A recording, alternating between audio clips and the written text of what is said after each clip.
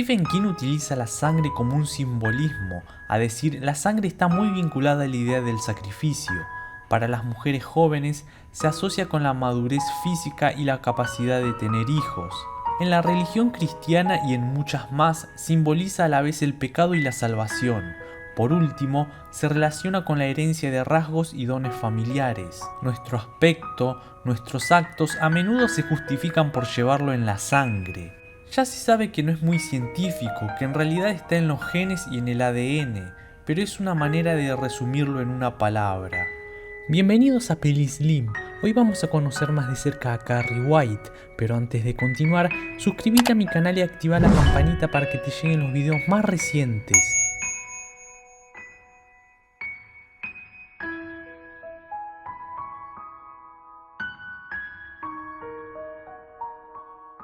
Carrie nació el 21 de septiembre de 1963. A los 3 años, una de las vecinas la describía como muy bonita, con sus mejillas sonrosadas y sus brillantes ojos color castaño, y su pelo de ese tono rubio que uno sabe que se va a oscurecer y poner parduzco. Tierna es la única palabra adecuada para describirla. Tierna, despierta e inocente. Las locuras de su madre no la habían tocado profundamente todavía. El bullying hacia Carrie comenzó el primer día de clase de la escuela primaria. Todavía recordaba el día, las miradas, el silencio espantoso y repentino que se había producido cuando se puso de rodillas antes de almorzar en el comedor de la escuela. Las risas habían comenzado ese día y habían seguido a través de los años. No había vuelto a arrodillarse en un sitio público, aunque no se lo había dicho a su madre. De todos modos, ella conservaba el recuerdo de la primera vez, y aquellos alumnos también. Había luchado para cambiar las cosas y tener amigos, pero nunca lo logró. Hubo un campamento de verano de la iglesia cristiana y ella misma había conseguido el dinero haciendo trabajos de costuras para ir. Su madre le había dicho que era pecado. Ellas eran metodista, baptista y congregacionista, y que era pecado y reincidencia. Le prohibió practicar la natación en el campamento.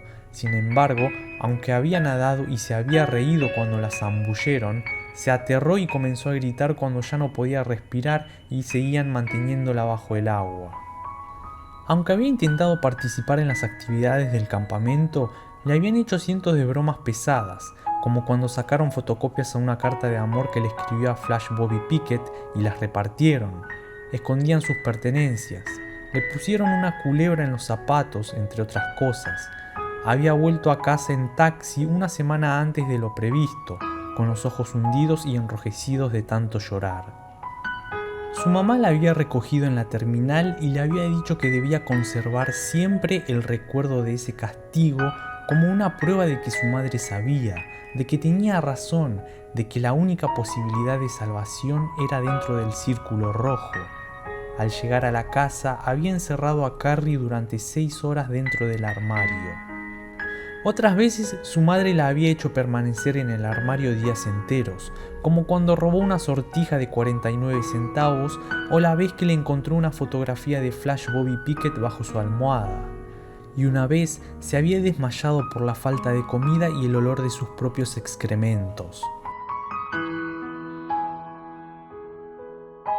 Como bien sabemos, todo comienza en la ducha. Cuando le llegó su primera regla, las compañeras comenzaron a insultarla y a tirarle desde tampones hasta papel higiénico.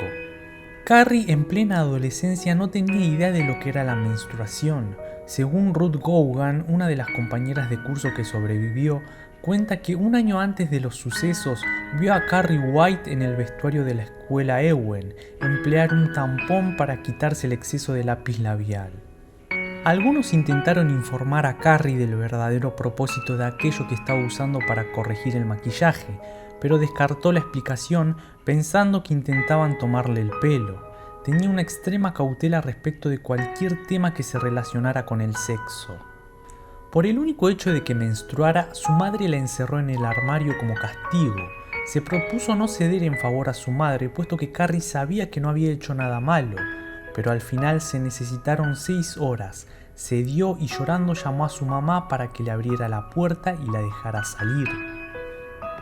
La necesidad de orinar era horrible. 1 hora después de que empezó a llamar, su madre la dejó salir. Carrie corrió desesperadamente hacia el baño. En su adolescencia, Carrie era una muchacha robusta con granos en el cuello, la espalda y las nalgas.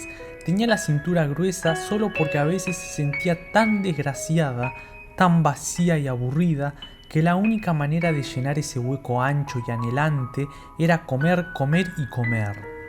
El resto del cuerpo no era tan grueso. Su organismo no le permitía pasar cierto límite y pensaba que sus piernas eran realmente bonitas, casi tanto como las de Sue Snell o las de Vicky Hanscom. Sue Snell, una de las muchachas que había participado en el ritual de humillación a Carrie, se sintió culpable y le pidió a su novio que le invitara al baile de graduación. Carrie quería ser distinta, o en sus propias palabras, quería estar viva, y cuando Tommy Ross la invitó al baile, ella aceptó porque, como en su niñez, quería cambiar las cosas. Tommy Ross no sentía nada por ella y Carrie lo sabía. Era alguna extraña expiación y podía comprenderla. Cuando le dijo a su madre que iría al baile con Tommy, su madre comenzó a hablar del pecado, pero Carrie estaba determinada a cambiar. Por ello compró telas rojas y se hizo un vestido, a diferencia de las películas que era blanco. Carrie habló con Tommy el día anterior al baile, lo esperó a la salida de una de sus clases y según él se sentía realmente desgraciada, como si pensara que él le iba a gritar que dejara de molestarlo y que desapareciera de una vez. Le dijo que tenía que estar de vuelta a más tardar a las 11, o de lo contrario su madre estaría preocupada. Agregó que no quería estropearle la fiesta ni nada parecido, pero no sería justo inquietar a su madre. El día del baile estaba muy bella, hasta el momento de la broma con sangre de cerdo, donde masacró casi a todos los presentes. La telequinesis es la capacidad de mover objetos o causar alguna transformación en ellos mediante la fuerza de la mente. Esta capacidad para mover objetos mediante el uso exclusivo de la voluntad solo se manifiesta en momentos de extrema tensión. Carrie White poseía un potencial telequinético de inmensa magnitud. Los médicos y psicólogos creían que esta tardía y traumática iniciación del ciclo menstrual puede haber sido el desencadenante de su capacidad latente. Las primeras muestras de este poder fueron fortuitos. A los 3 años, Carrie vio a su vecina tomando sol. La niña le preguntó qué son esos, señalando los senos, a lo que su vecina le informó lo que eran. Carrie dijo que le gustaría tenerlos, su mamá los tiene. La vecina le dijo que debería esperar unos 8 años. Carrie contestó que ella no podría tenerlos porque era una niña buena. A su madre le habían salido por tenerla a ella y que eran bultos cochinos. Cuando Margaret White vio que su hija hablaba con su vecina, le gritó a la niña muy alterada que regresara a su casa. Cuando hubo entrado entre gritos intentó estrangularla, luego se fue a la cocina y volvió con el cuchillo. Los poderes de Carrie se desencadenaron en aquel momento. Algo se estrelló contra el techo, la Biblia de su padre cayó al suelo y luego golpes y ruidos de botellas y vasos de vidrios. Entonces, los muebles de la casa empezaron a volar en todas direcciones. Su mamá dejó caer el cuchillo y se arrodilló en el suelo y comenzó a rezar, levantando los brazos al cielo mientras las sillas disparaban por el vestíbulo y en el piso superior se volcaban las camas y la mesa del comedor que se atascaba al intentar pasar por una ventana. Su madre la señalaba con el dedo y le gritaba que era una bruja endemoniada. Entonces empezaron a caer grandes piedras del cielo, hasta que su madre se desmayó. En la secundaria, con el episodio de la menstruación, manifestó su poder reventando una bombilla de luz, tirando una repisa sobre la que se amontonaban los bates de softball y haciendo volar el cenicero del director, debido a que pronunciaba mal su apellido. También cuando la mandaron a su casa hizo caer de la bicicleta a un niño que era su vecino de 5 años. Paseaba en su bicicleta por la acera de enfrente y el niño pequeño de mirada intensa canturreaba en voz baja. Cuando vio a Carrie, su rostro se iluminó y le sacó la lengua. Carrie había estado pensando que se caiga de la bicicleta y algo había sucedido. Su mente se había doblado. No era exactamente eso, pero se parecía. Se había producido una curiosa flexión mental, casi como doblar una barra de acero con la fuerza del codo. Tampoco era eso exactamente, pero no se le ocurría otra cosa, un codo sin fuerza, el débil músculo de un bebé. Doblégate. y el niño cayó. Luego comenzó a practicar. En este momento es cuando se da cuenta de las consecuencias físicas cuando usa este poder. Comenzó practicando con un cepillo. Era pesado, como alzar una pesa con unos brazos muy débiles. El cepillo se deslizó hasta el borde del tocador y más allá del punto en que la gravedad debía hacerlo caer, y luego osciló como si colgara de una cuerda invisible. Los ojos de Carrie se habían cerrado hasta dejar solo un resquicio, las venas latían en sus sienes, la respiración se había reducido a 16 inspiraciones por minuto y la presión de la sangre había subido a 190/100. Los latidos del corazón habían llegado a 140 pulsaciones por minuto, siendo que lo normal debían estar entre 60 y 100. La temperatura había bajado a 34 grados. Su cuerpo quemaba una energía que no sabía de dónde venía ni parecía ir a ninguna parte. A la semana siguiente hizo elevar el escritorio en el aire. Se estremeció un momento y luego se alzó casi hasta tocar el techo. Lo bajó y lo subió un par de veces. Luego lo hizo con la cama, incluyendo su propio peso. Iba arriba y abajo como un ascensor. Casi no experimentaba ningún cansancio. Solo un poco, no demasiado. Su capacidad estaba en plena forma. Había progresado a una velocidad que era aterradora.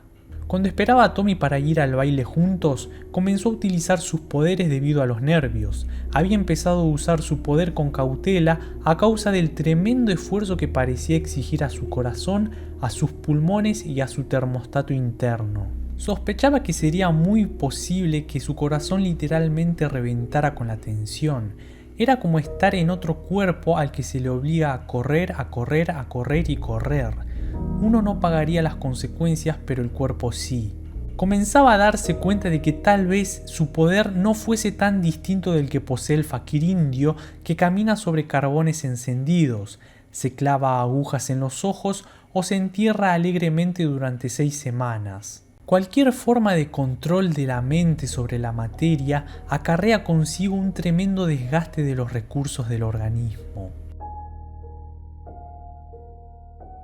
Como bien sabemos, mató a muchos compañeros de clase y quemó media ciudad con sus poderes de telequinesis, pero también tenía poderes psíquicos.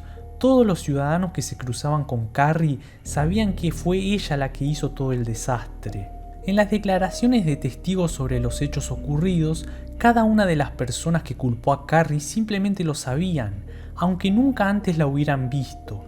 Era una especie de estación de radio que envía una señal a cada uno de los aparatos eléctricos, en este caso a cada persona con la que se cruzaba. En la película vemos que Carrie va a buscar el consuelo de su madre por la broma, pero en la novela se dirigía a su casa para matarla. Su madre la acuchilló, pero Carrie no le clavó objetos filosos como en la película, sino que con su telequinesis hizo que el corazón de su madre latiera cada vez más lento hasta detenerlo por completo. Si bien en la película de 2013 Sue Snell tiene una hija y en la de 1976 queda con grandes traumas, en la novela Sue no queda ni embarazada ni con traumas de ese calibre. Luego de haber asesinado a su madre, Carrie caminó por el bosque y Sue la fue a buscar porque sabía dónde estaba debido a este poder psíquico. Carrie se lamentaba por haber matado a su madre y Sue sabía que estaba muriendo, ya que mientras el sistema nervioso de Carrie vivía estaban conectadas. Finalmente, cuando Carrie murió gritando el nombre de su madre, a Sue le llegó el periodo que se había retrasado, revelando que no estaba embarazada, y sintió la nada durante unas horas hasta que todo el sistema nervioso de Carrie se detuviera completamente. Gracias por ver el video. Si te gustó te pido que le des like y lo compartas con tus amigos. Eso me ayudaría mucho. Nos vemos en el próximo video.